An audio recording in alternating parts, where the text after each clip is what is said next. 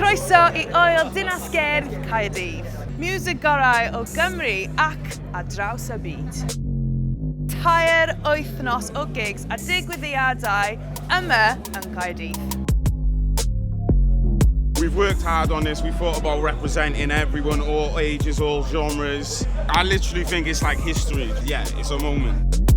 There's so many talented artists on the stage, but there's so many talented artists in the crowd as well. Yeah. And it's like, wow, you could make 10 lineups and it could be stellar.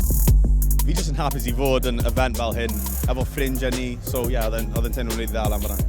It's been classic cael gymaint o bobl, artistiaid Cymru.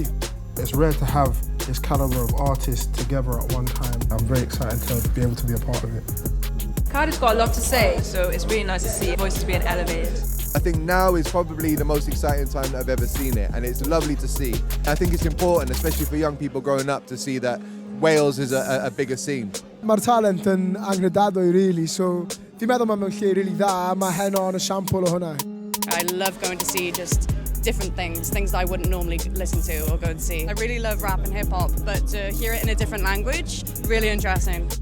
Everyone's just dancing and losing themselves in the music. It can be so much fun. Just seeing people having a good time, vibing with their friends, their family. It's amazing. Mae'n mor bwysig gael noson MOBO yn Caerdydd. Mae wedi bod yn wych so far a edrych mlaen I gweld lot mwy. Mae fod yn darn o gwyl dinas cerdd Caerdydd yn peth da. Mae'n digwyddiad pwysig. Mae pawb yn gweithio fe'n gilydd, dyna be ni'n neud. Mae pawb yn ffrindiau fy'n hefyd.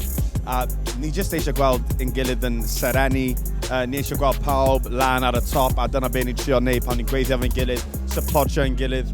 A popeth ni'n neud, mae'n gwthio tuag at gweld Cymru yn lle mae pobl yn gweld pobl fel cerddorwyr go iawn.